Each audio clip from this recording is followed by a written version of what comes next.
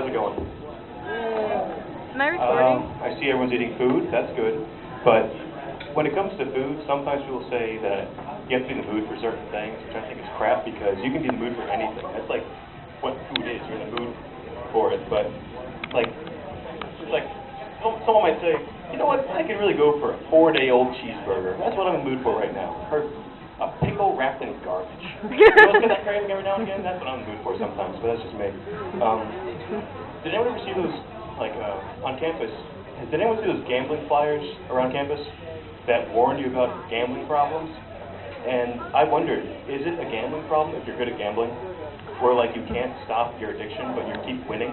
And it's like, well, there goes that guy. He won $135 million off of his debilitating disorder. I mean, I've got a gambling problem. I suck at gambling, but that's just me.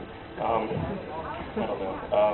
Speaking of this university, it's rush week, or 2 weeks of it anyway, fraternities, sororities, etc. And I do feel bad for people that join fraternities and sororities and get hazed, because it is a sad thing, but I don't feel that sorry for them, because you got to wonder what the Greeks went through to get into their societies, because, I mean, you know the Greeks I'm talking about, too. You know by the end of that night, someone or something got sodomized. I'm actually part of a frat, but I'm also part of a other organization called the Taekwondo on UCF. Well, I take that back. I used to until I hurt my knee, and now I go to the gym, and I always hated it because I love going to Taekwondo because you would learn self-defense while getting exercise. And now, and like I pitied the people that went to the gym to exercise and work out and build muscles. And now I'm one of them, which is really sad. And every time I'm at the gym, I just think to myself, if I get in a dark alley, what am I learning to defend myself here? It's like, give me your money. It's like, oh yeah, well. Nothing. It's just like, that's all you know how to do. That's all gyms teach you.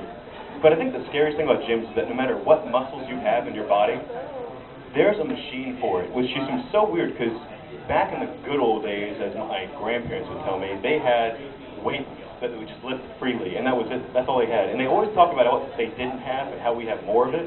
And when it comes to that, that's true for a lot of things.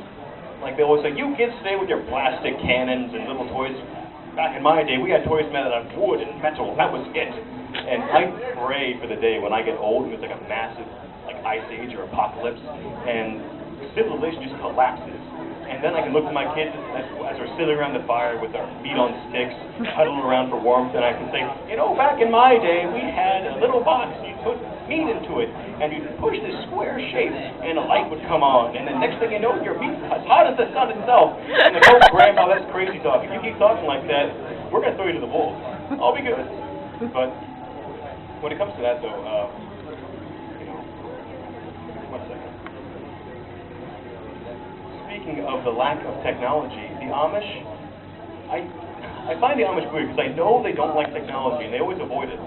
But are they like still developing technology at like upbeat at like a slower rate than anybody else? Like in 500 years they like develop a basic steam engine. Like I think that seems about fair. But what I really look forward to is like a millennia in the future. They'll have we'll still look down on them too. Like look at those crazy Amish with their 56K modems and 256 resolution boxes, as we can connect to the hive mind as pure beings of energy. But the Amish are a crazy little sect of Christianity, because I looked them up on Wikipedia, which is the ultimate book of knowledge, in case you didn't know. Get on that. But their entire organization, their entire idea of what it means to be a religious person is based off 3 different quotations from the Bible. And it's funny what religion can do to people. Like when it comes to science, people say, well, you shouldn't do that because that's playing God. Well, what about those who don't believe in God? Fuck, give me those test tubes, I'll make your monster. But one thing that is really weird about God, though, is that when God talked to you in the past, he would lead an army to victory, like Constantine or Joan of Arc. God talked to them, they led their army to victory. Nowadays, if God talks to you, you kill your kids. That's the only thing that comes out of it ever. It's like, God talks to you, you're on the 9 o'clock news for drowning your kids in a bathtub. And I think I know why. God is playing The Sims, or at least as close to that as they can get. And you know how Disney play The Sims. It's fun at first, and then you just get bored with it. And it's like, well, sure, he's like a CEO in a major company, but I'm just bored with it. And then you start killing them off one by one. And I think that's what God's doing. It's like, sure, go upstairs. get the fireworks, light them off in the kids' room. It'll be fun. Do it. And that's what's happening right now. So watch out in case God talks to you. Just say, no, God, I want to keep being a CEO. That's just me. Anyway, thanks a lot for listening to me, and I hope that some of you guys go up too. It's a lot of fun. You can thank Mike for putting this together. I love these events, and thanks for listening.